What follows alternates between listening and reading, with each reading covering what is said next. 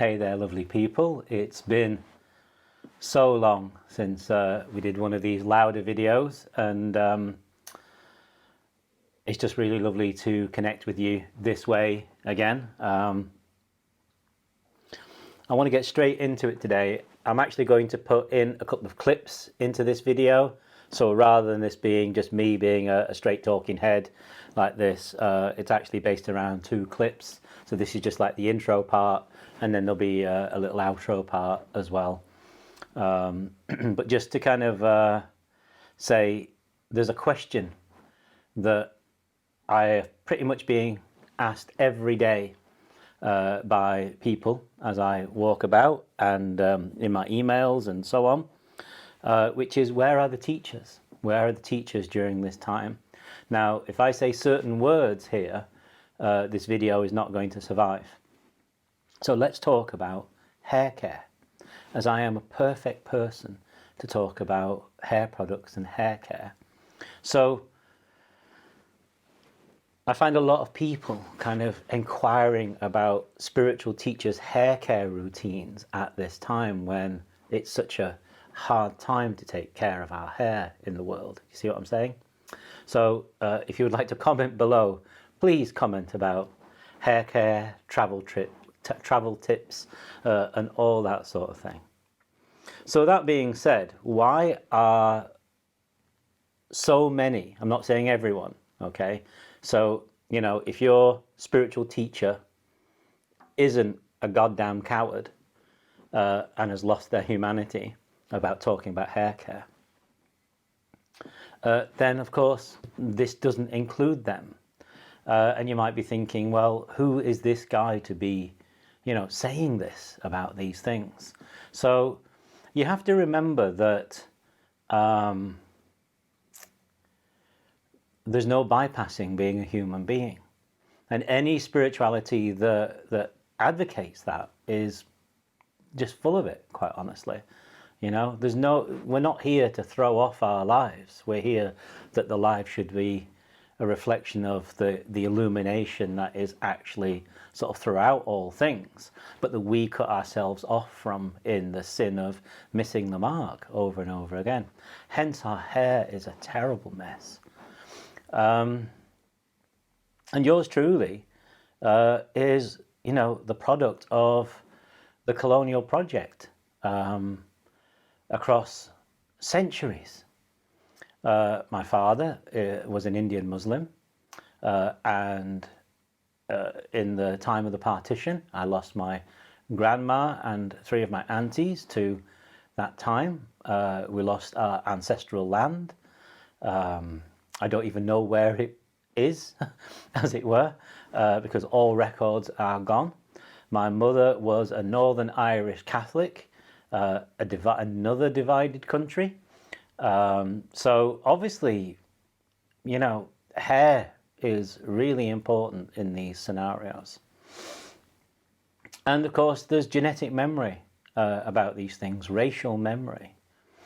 And to deny one's outwardness in the pretense of being spiritual, to deny one's humanity in the aspect of being spiritual, which is a false idea of spirituality to begin with.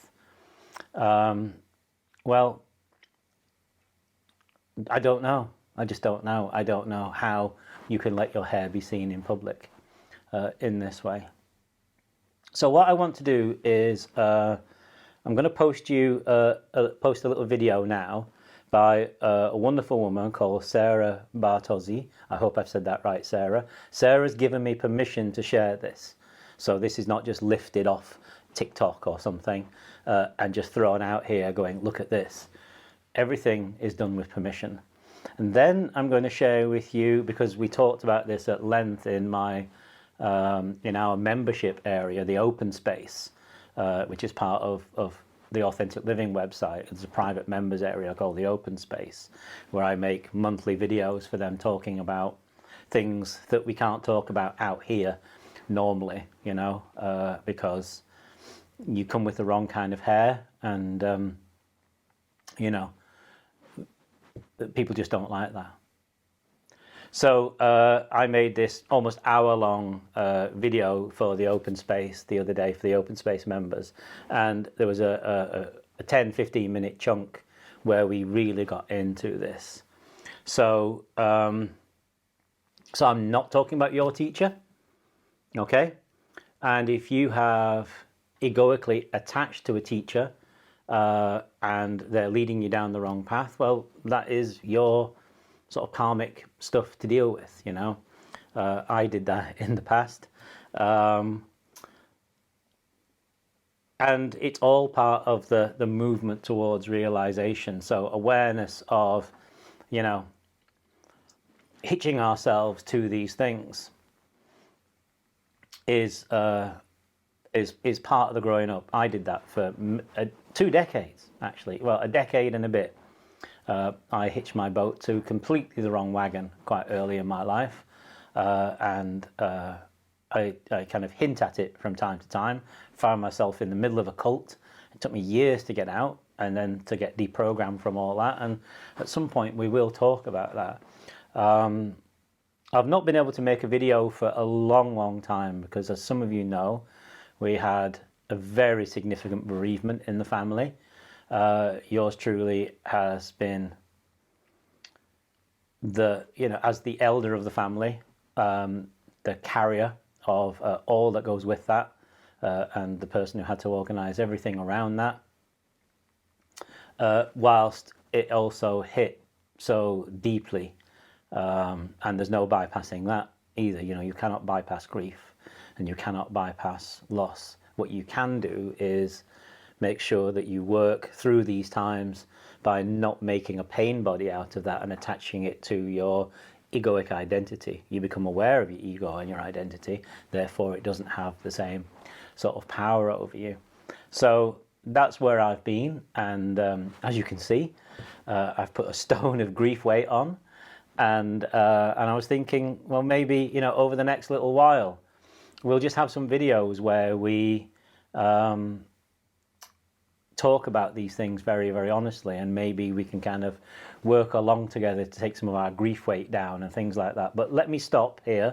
Let me share Sarah's little video with you, where the question about the teachers of hair care are, and what she feels about them, and then I'll follow it up with this excerpt, this sort of 10-15 minute excerpt from the most recent open space satsang, and I'll probably post this on Substack, maybe as a podcast, and on YouTube. So this is likely to cause a number of you to unfollow from various places. That's absolutely fine. All one can do is to hold the question up. Not necessarily to be an answer, but because we're afraid of questions, we cling to these false spaces. So here's Sarah, then the satsang video, and my love and kindness to you this day. All those spiritual people claiming their light and love, praising light and love, and staying neutral in the face of a genocide. I mean, is it upsetting? Yes. They're just colonizators, and they're just putting the population even more asleep. These things are raising Earth vibration. I think as if Earth needs them to raise our vibration. Of course. I mean, I think it's like completely ridiculous. I think they are narcissistic people, and they have completely lost their empathy and their humanity. And I blame them also a lot. Yes, my heart is doing like that because it's like anger. Yes, of course, sadness, of course. I mean, how can you preach love and light and not see the suffering of people that are on Earth right now, completely detaching yourself from it? I mean, come on. No, you are not a being of love. You are not a being of light. No. You are just a selfish being locked into your little golden bubble. What I will say, reflecting on this, is that you do know people by their actions.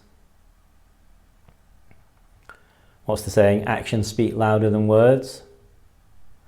And it's not that one should perform actions that others think you should, you know, i.e. being seen on protests or doing this, that or the other, whatever seems to be the thing to do.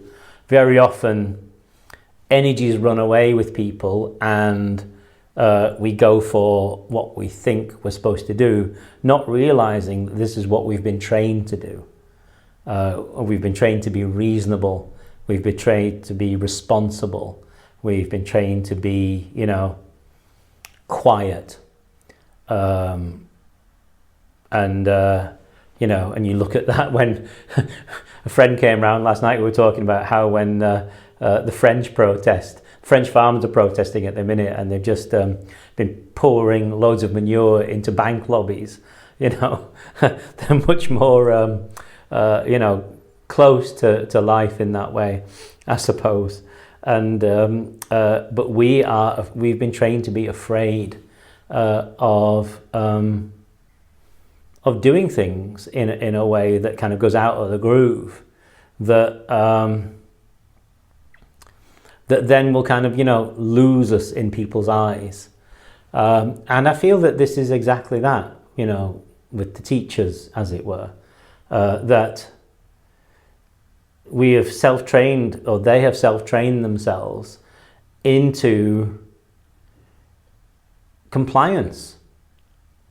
And we really need to be thinking and understanding, not thinking, but if you sit with this true energy of life, you know, it's a different moral landscape, because it's not coming from thought, and it's not an obedient energy.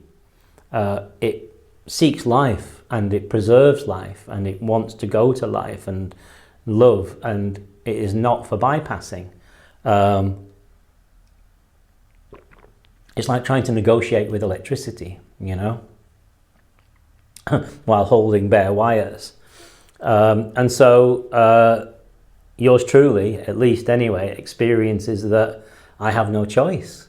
When it moves and says, you're doing this now, that's what I have to do. And, you know, I was told very clearly, we're coming up to the 9th year since the instruction was given as clearly as it was given to teach and so on. And there's just literally no way. It doesn't matter about how many people are there. It's that we just turn up, you know. So on the one hand, I think it's the training. On the other hand, I think it's a moral failure.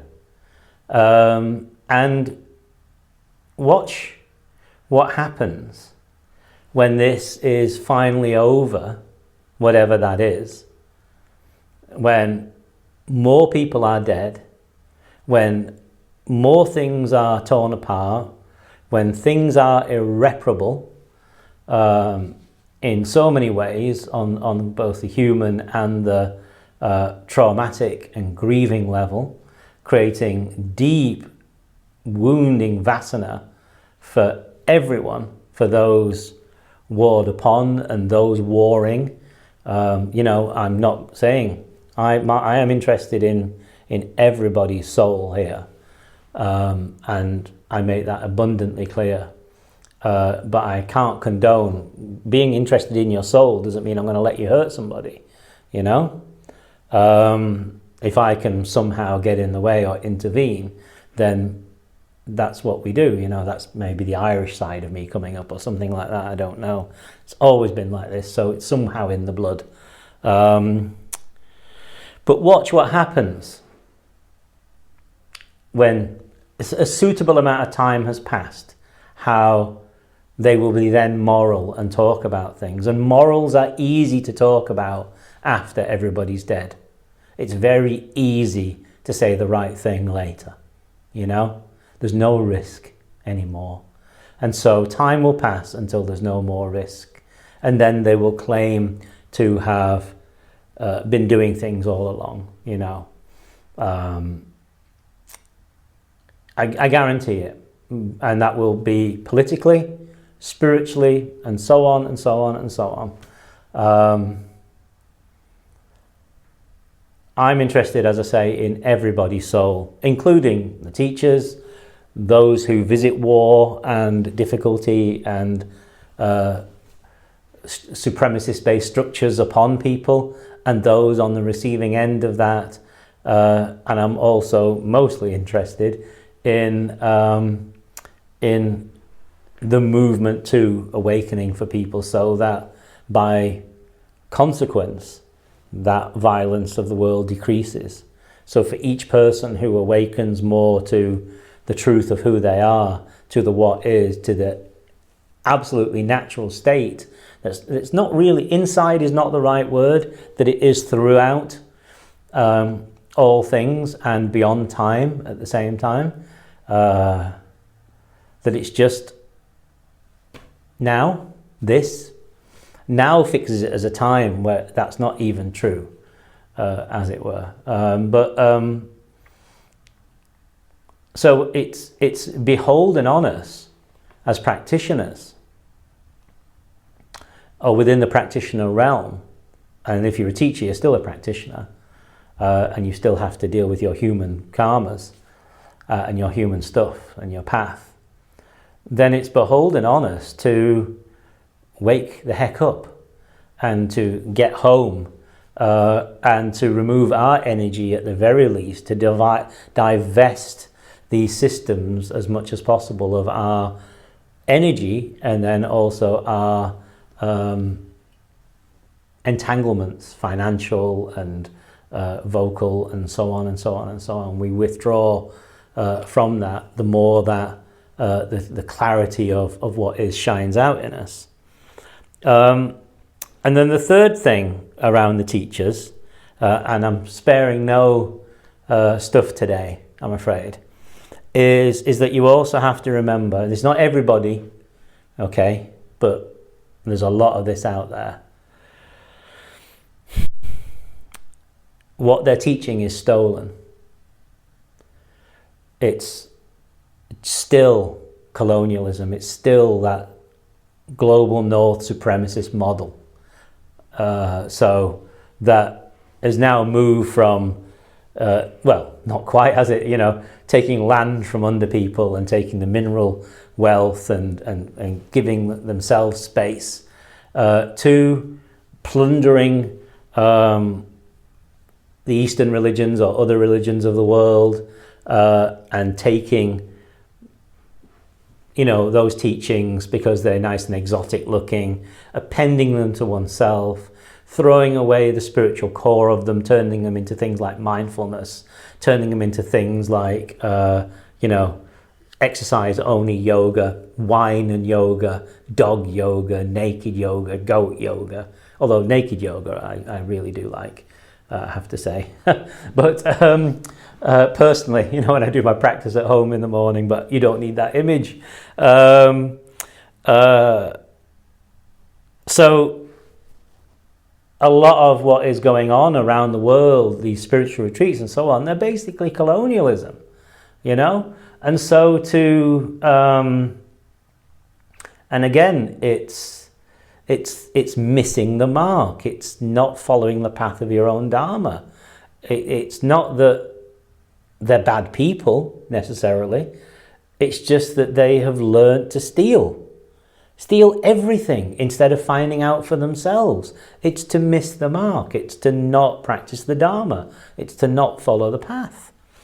And so it fits that supremacist model, you know, it really does. And so one would have to admit that to oneself, in order to kind of, you know, make amends and actually do the work. But we want to be seen for having more than we have a lot of the time, and we want to be seen to have the latest goodies.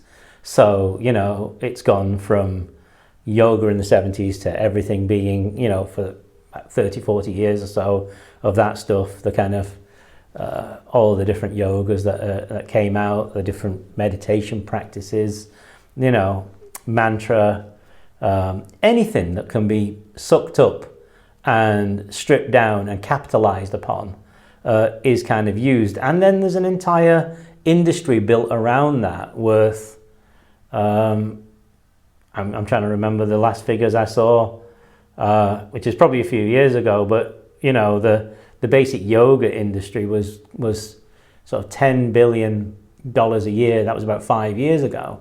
So there's a lot of that kind of investment in it as well, and then reputation and so on, built on stolen things. So you have to consider that too. And so the way out for these people and for anyone is to actually practice. That's all that need be done. And then it will all clean itself up. But we have to be prepared to let go of the acquisitions we have. And that's not enough. We need to also make amends, because without that, there can't be any actual movement, you know? You cannot wake up and not clean up your act around you. You can't just say, oh, I'm done with that now. And then everybody still has, it's still bleeding and destroyed from what has been done for such a long time. A very famous Malcolm X quote is that if you stab me in the back with a blade that's 9 inches long and then pull out the blade 6 inches and say, you're sorry, that really, you've still killed me, And so, yeah, so I think the teachers generally are kind of in a mire of all this stuff. And what we need is true practice. And trying to kind of hedge your bets and play the game and not actually speak for life. There's not wanting to lose what they've built. And so, which is, how people see them, and the money in the pocket, always the money. And then the structures that are kind of grown up around them. Whereas, as we're saying, these videos that we started doing earlier in the year, my own approach is burn it down. Burn down anything that's false. It doesn't even need you to burn it down. That if you practice for true, then it just doesn't mean anything, Those things don't mean anything at all. They're okay structurally. They fit within the mandala that we've been talking about, but it doesn't matter what we call it anymore. It doesn't matter whether we have reputation or not. But, we're still in the realm of building fiefdoms. This is what's changing, I think. This is the big change that's coming. But do be careful when these people come back and start claiming moral high ground and so on. No need to hate on them, but just let them go if that's what you feel like you want to do, Well, welcome back. And I want to just read this little passage from the Gita from you. And while I was actually looking at this is from chapter 2 of the Gita. I was also thinking that if Jesus was around right now, during his ministry, during his age 30 to 33, what would he be saying about this time? What do you think? This is what the Gita says. Considering your dharma, you should not vacillate. For a warrior, nothing is higher than a war against evil. The warrior confronted with such a war should be pleased, Arjun, for it comes as an open gate to heaven. But if you do not participate in this battle against evil, you will incur sin, violating your dharma and your honor. The story of your dishonor will be repeated endlessly, and for a man of honor, dishonor is worse than death. These brave warriors will think you have withdrawn from battle out of fear, and those who formerly esteemed you will treat you with disrespect. Your enemies will ridicule your strength and say things that should not be said. What could be more painful than this? Thank you for listening to these hair care tips. As I say, we'll have more hair care videos soon. My love to you this day, and yeah, see you really soon.